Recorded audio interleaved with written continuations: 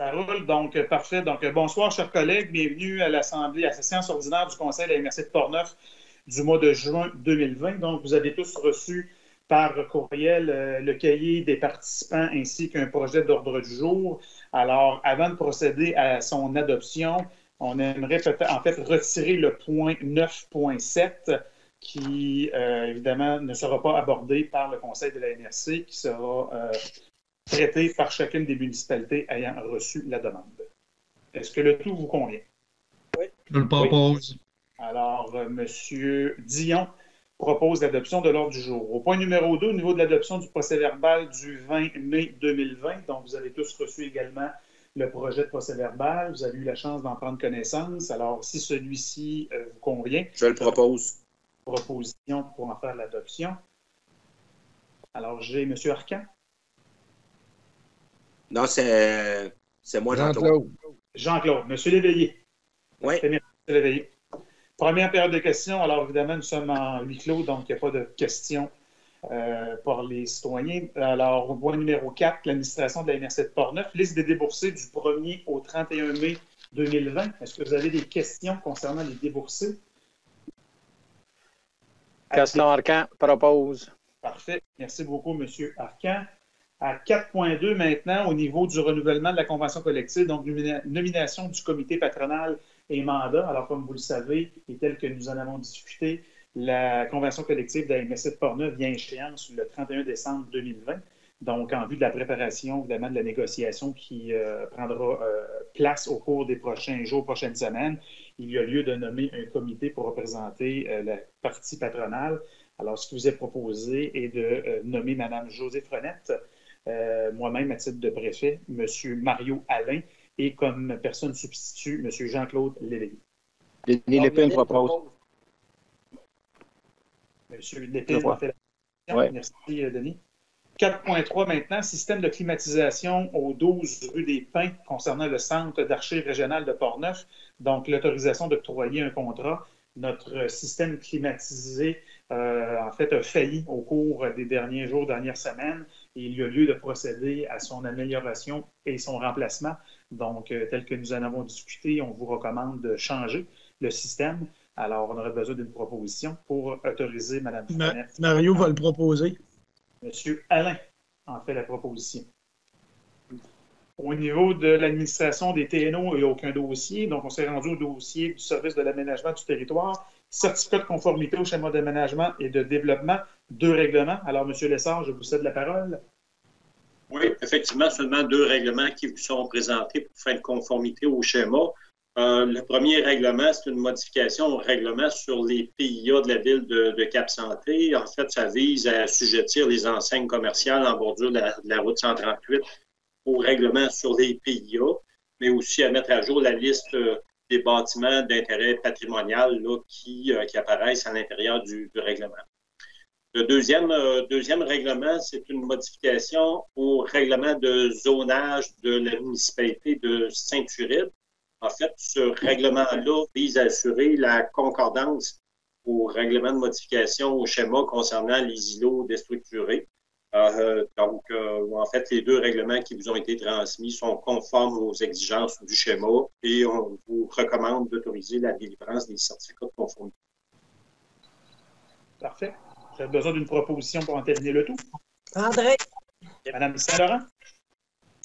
6.2, rapport de la rencontre du comité consultatif agricole pour la rencontre tenue le 13 mai, donc une résolution pour prendre acte du dépôt. Vous avez tous eu, en fait, la chance d'en discuter lors de notre dernier comité de travail, donc j'aurais besoin d'un proposeur pour M. Languillet, en fait, la proposition. À 6.3, nomination du président du comité consultatif agricole. Donc, suite à la rencontre du 13 mai, les membres ont convenu de désigner M. Dominique Tessier-Perré à titre du président du comité consultatif agricole. Donc, on a besoin d'entériner le tout également par résolution du Conseil. Je propose. Alors, M. Blackburn en fait la proposition. À 6.4, avis préliminaire de conformité sur le projet de règlement numéro 72-20, modifiant le règlement de zonage de la ville de Saint-Raymond. M. Lessard? Oui, en fait, le dossier vous a été présenté au comité de travail. Donc, ce projet-là vise l'agrandissement d'une sablière-gravière dans le secteur du rang Saint-Mathias. En fait, ça vise à rendre recevable une demande d'autorisation à la Commission de protection du territoire agricole. Le dossier a été étudié par le COCAG qui a fait une recommandation avec quelques petites modifications. Et la Ville de Saint-Raymond a tenu compte des recommandations du Comité consultatif agricole là, dans son projet de règlement. Donc, compte tenu du respect des recommandations formulées, on vous recommande d'indiquer la conformité du projet de règlement au schéma d'aménagement. Parfait. Une proposition en ce sens? Gaston Arcand propose. Parfait. Merci, M. Arcand. 6.5, toujours un avis préliminaire de conformité. Maintenant, pour le projet de règlement 704-20, modifiant le règlement de zonage de la Ville de Saint-Raymond. Dossier également qui nous a été présenté lors du dernier comité de travail. Oui, donc même principe. Donc, c'est pour rendre recevable une demande d'autorisation à la Commission de protection du territoire agricole. Il y a une recommandation favorable du COCAG et on vous recommande d'indiquer la conformité du projet de règlement transmis. Alain va le proposer. Monsieur Alain. 6.6, règlement numéro 394 modifiant le schéma d'aménagement et de développement de la MRC de Portneuf aux fins d'agrandir le périmètre d'urbanisation de la municipalité de Deschambault-Grondines, adoption du document d'accompagnement. Oui, en fait, c'est la dernière étape du processus de modification au schéma d'aménagement. On a reçu la signification de l'entrée en vigueur en date du 28 avril dernier, donc l'avis gouvernemental, le fait que le règlement de modification est conforme au schéma. Donc, la dernière étape, c'est d'adopter le document d'accompagnement qui indique les modifications qui doivent être apportées au plan et règlement d'urbanisme de la municipalité pour assurer la concordance au schéma d'aménagement. Une proposition. Léo Gignac. Léo Gignac. Alors, M. Gignac fait la proposition. 6.7, règlement numéro 395. Excusez, M. le Préfet. M. le Préfet, oui, il y a une main qui est levée. Là. Moi, je ne vois pas de main. Je m'excuse, c'était moi, je viens de la baisser. Désolé. OK. Parfait.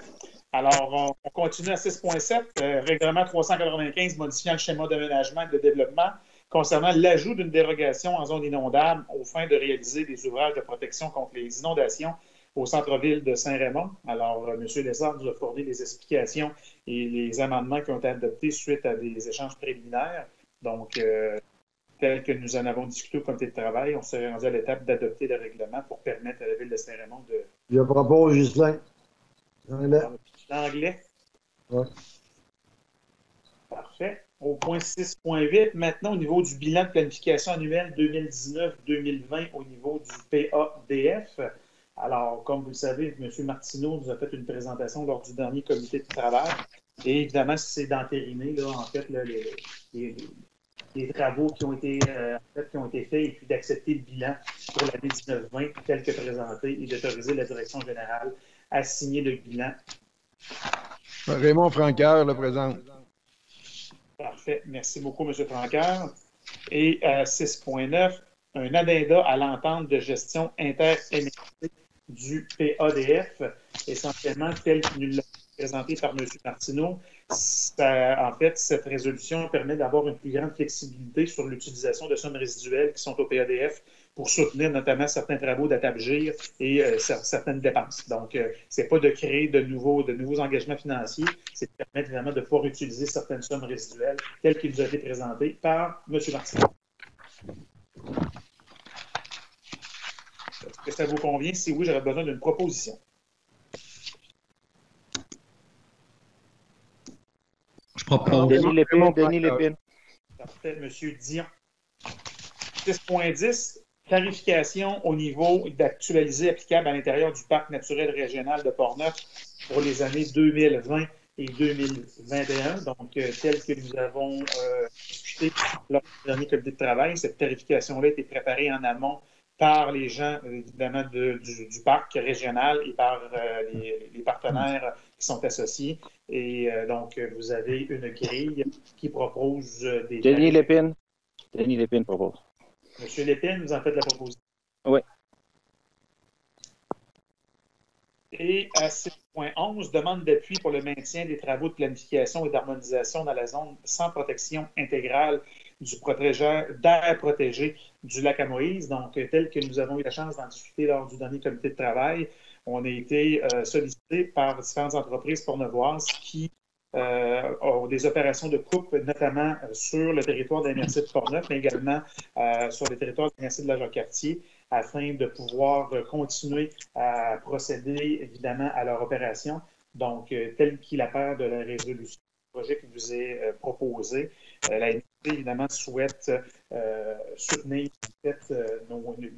les différentes entreprises, mais qu'on demande au ministère de mettre en place immédiatement un processus d'harmonisation élargi pour définir les paramètres qui viendront encadrer l'aménagement forestier et que dans l'intervalle, on considère qu'il est opportun de continuer évidemment la planification qui est en vigueur. Guy Germain propose.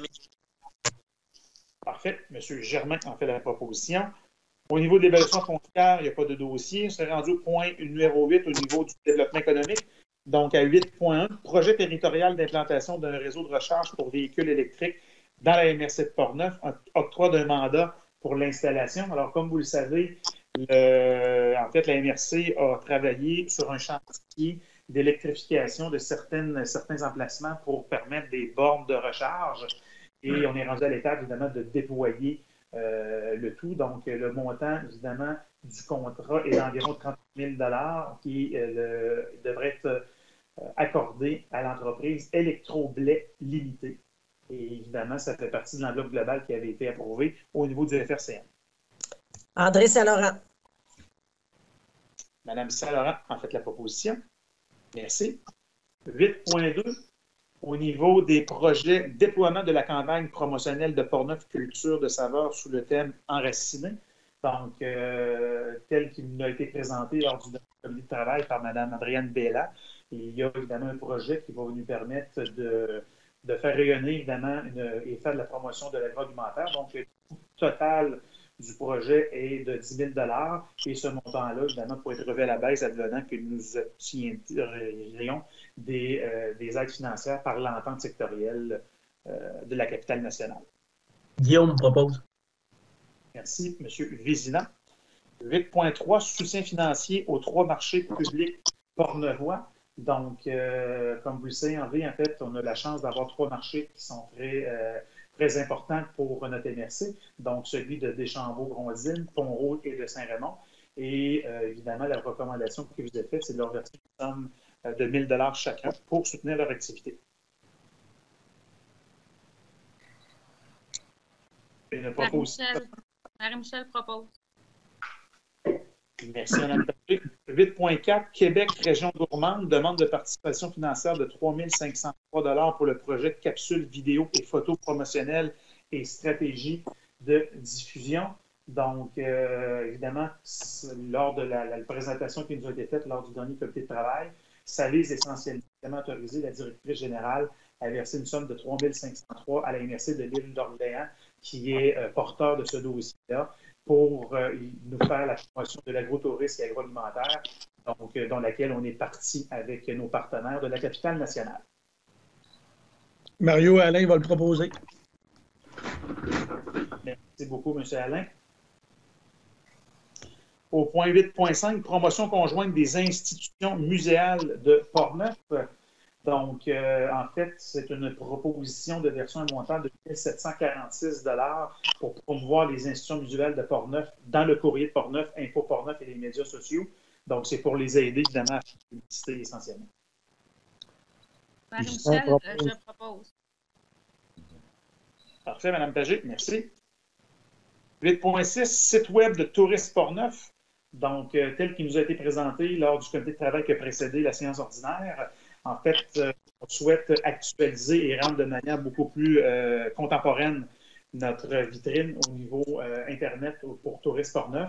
Le coût global du projet est évalué à environ 36 000 et on a quand même une bonne partie de ce montant qui est au budget. Donc, si vous êtes d'accord, évidemment, ce serait d'entériner le tout pour nous permettre d'améliorer notre vitrine et notre portail au niveau de Tourisme Portneuf. Jacques Delisle propose. Merci beaucoup, M. Delisle. 8.7, fonds aide d'urgence aux petites et moyennes entreprises COVID 2019, donc le projet recommandé.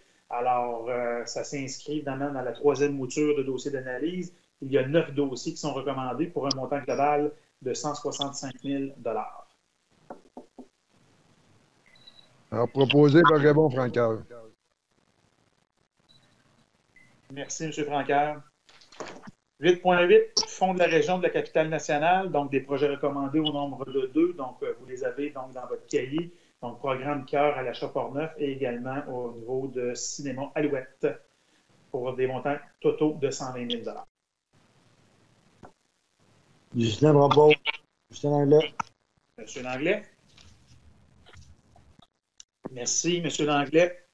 Et 8.9, comité d'investissement commun, également des projets qui sont recommandés. Vous avez la liste des dossiers, donc des différents volets de subventions qui sont accordés.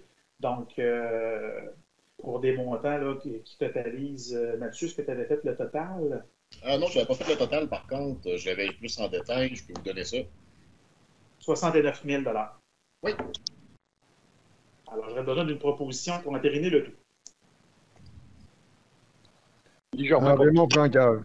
Alors, M. Germain en fait la proposition. Au niveau des dossiers régionaux, donc à 9.1, dépôt du rapport de suivi de la mise en œuvre du PGMR pour l'année 2019. Donc, essentiellement, évidemment, c'est que la MSC prenne acte du dépôt du rapport pour la mise en œuvre du PGMR pour 2019 et que, évidemment, on en prenne connaissance conformément, évidemment, à nos obligations. Dominique propose. Merci, M. Tessier. À 9.2, révision du plan de gestion des matières résiduelles PGMR de la firme Argus Environnement. Donc, on est rendu à l'étape, évidemment, de planifier notre nouveau PGMR. Donc, le montant total estimé à 17 900 $ plus. Alors, Denis Lépine, je propose. Denis Lépine. M. Lépine, en fait, la proposition. Merci, M. Lépine.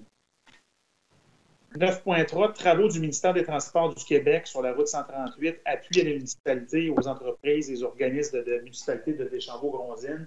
Donc, comme nous en avons discuté lors du dernier, en fait, dans le comité de travail qui a précédé la présente séance ordinaire, en fait, le MTQ a déjà entrepris des travaux qui vont se prolonger jusqu'au mois de novembre avec, malheureusement, une incapacité de circuler sur certains tronçons de la 138.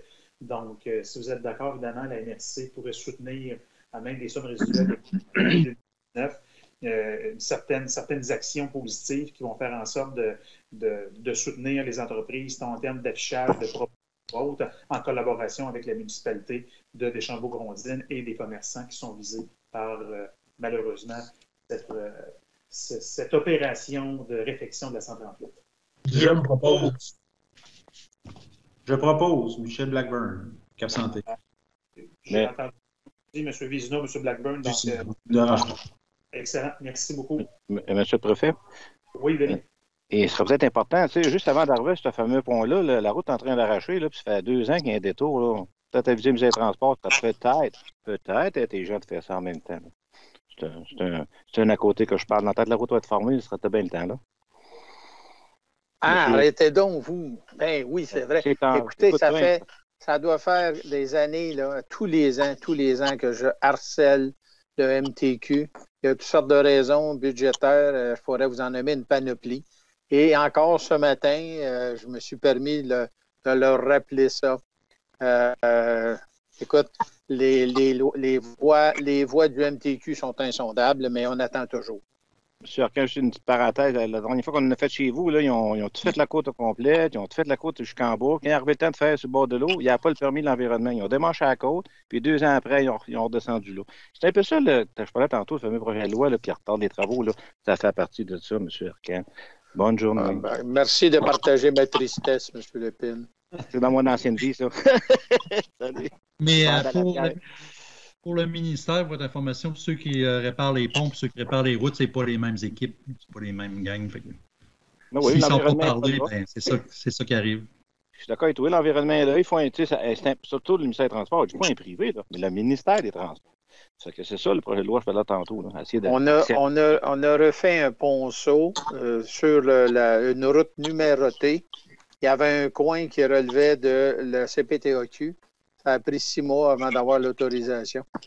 Puis là, c'était juste pour aller creuser, sortir le tuyau, en remettre un autre. Des heures de plaisir. Absolument. Donc, une proposition pour soutenir cette démarche, M. Vizina? Oui, absolument. Excellent. 9.4, projet pilote de navette en transport collectif, suspension de service. Alors, évidemment, si on n'est pas à l'exclusion des conséquences de la COVID et de la pandémie, donc on a mis en place deux circuits, donc Saint-Casimir et Saint-Basile. Et depuis, évidemment, la COVID, c'est en fait l'achalandage est presque réduit à néant. Donc, on en a discuté avec les maires de Saint-Casimir et de Saint-Basile qui étaient tous deux d'accord à ce qu'on suspende le service et qu'on reprenne, évidemment, là, les réévaluations faites à l'automne lors de la reprise des classes. Une proposition en ce sens? Gaston Arcan. Merci, M. Arcan. 9.5, entente intermunicipale relative à l'achat, l'opération et l'utilisation d'appareils de désincarcération. Donc, c'est une autorisation de signature. Donc, comme vous le savez, comme nous l'avons discuté lors du dernier comité de travail, la ville de Pont-Rouge a souhaité s'ajouter avec l'entente. Et puis, le comité de sécurité incendie en a fait la recommandation. Il reviendra aux municipalités avec leur direction incendie de s'assurer de bien planifier les opérations encodées sur le déploiement des pinces de désincarcération. Mais on s'adjoindrait évidemment une 4e équipe dans cette opération. Proposition Raymond Francaire. Alors, M. Francaire. Merci, M. Francaire. 9.6, conception d'une œuvre d'art à même le mobilier urbain de la ville de Cap-Santé, demande de participation financière. Donc, comme vous avez pu le constater au terme de la demande, la ville de Cap-Santé, concernant l'annulation de l'activité riche en couleurs, a déployé des blocs de béton et va permettre à tous les artistes de pouvoir, en fait, exercer leur créativité. Donc, ils ont sollicité la MRC pour qu'on puisse contribuer au versement d'un cachet qui sera versé aux artistes. Donc, le montant global demandé est de 750 $ qui pourrait venir même notre poste budgétaire de commandite. Je le propose. Parfait, merci. Rapport des comités et commissions à l'article 10. Donc, au niveau de la commission de l'aménagement et du développement, il n'y a pas eu de rencontre? Non, pas de rencontre. Développement social et économique, mais on s'est rencontrés évidemment pour les frais COVID et pour le dossier FRC qu'on a parlé un petit peu plus tôt lors de la présente séance ordinaire. Commission d'environnement, M. Arcan? Non, aucune rencontre de prévue. Parfait. Commission d'administration, on s'est réunis hier, évidemment, notamment pour planifier l'étape de négociation et sur des dossiers de ressources humaines. Donc, on va vous revenir, en fait, lorsque l'échéancier aura été anticiper pour la négociation de la prochaine convention collective. Sécurité publique, M. Dion? Non, la semaine prochaine. Sécurité incendie, il n'y a pas eu de rencontre. Simplement, votre information qu'on va discuter demain avec le Central 911 pour obtenir évidemment une actualisation des différentes informations et on va pouvoir vous faire un rapport ultérieurement à la suite d'une rencontre avec le comité de sécurité incendie. Transport régional? Rencontre demain. Parfait, merci. Régie régionale de gestion de matières résiduelles, Dominique? Plusieurs rencontres et plusieurs soumissions concernant les contrats de collecte pour tous les résidents. Là. Donc, on va revenir là-dessus le mois prochain. Parfait, merci. Forum des élus de la capitale nationale, M. Dion? Oui, nous avons eu une rencontre le 25 mai dernier le Forum des élus, puis on a rencontré les ministres Jean Boulet, Geneviève Guilbeault, Jonathan Julien. En fait, on a parlé un peu de la COVID et puis la situation économique de la capitale nationale, le chômage, le travail de la CNESST. Mais là, vu que la situation change tous les 3 jours, je pense que ce qu'on a parlé à ce moment-là, il n'y a plus rien beaucoup à propos aujourd'hui. Alors, il n'y a rien de nouveau que vous ne savez pas aujourd'hui, que vous n'avez pas entendu dans les médias, etc. Ça change tellement, là, mais ils sont tout ça pour dire qu'ils se tiennent vraiment à l'affût de ce qui se passe dans la capitale nationale, puis ils sont intéressés à savoir ce qui se passe dans Port-Neuf et dans Charlevoix. Et puis, ils nous écoutent, c'est ça qu'on peut dire. Merci, Daniel. Point 11, affaires nouvelles, intervention des représentants. Oui, monsieur le préfet, j'aimerais parler le 2 juin dernier, s'est tenu de manière virtuelle le 7e conseil stratégique de la table de concertation régionale de l'estuaire fluvial du Saint-Laurent. Donc, 2020 est l'année de dépôt du PGIR. Donc, avant de procéder, nous devons nous assurer de répondre à nos nouvelles orientations du ministère de l'Environnement en lien avec les portraits, diagnostics, orientations et plans d'action. Il a été demandé aux participants de revoir l'ensemble des plans d'action thématiques afin de proposer des actions précises, identifier les responsables potentiels de réalisation ainsi que les échéanciers et budgets.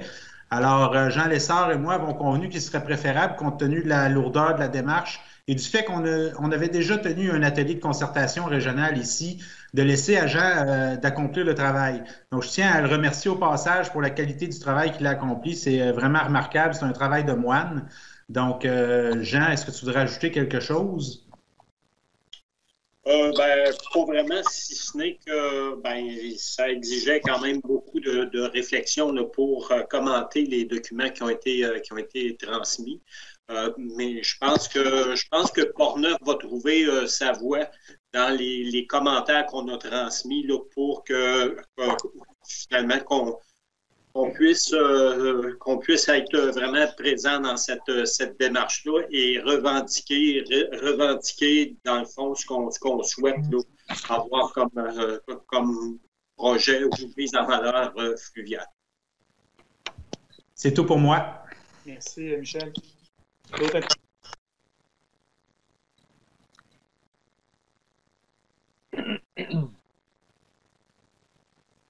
Donc, je comprends qu'il n'y a pas d'autres interventions. Je propose la levée d'assemblée. Alors, seconde période de questions, évidemment. Il n'y a personne dans la salle, en fait, à part de mon point de vue. Alors, je vous invite, avant de lever l'assemblée, évidemment, d'inscrire votre agenda le 15 juillet prochain, qui sera évidemment date de notre prochaine séance ordinaire. Et puis, dans l'intervalle, je vais vous souhaiter quand même un beau début d'été. Et puis, on se revoit le 15 juillet pour la prochaine séance ordinaire. Donc, je comprends, M. Francaire, vous proposez de lever de l'Assemblée. Voilà.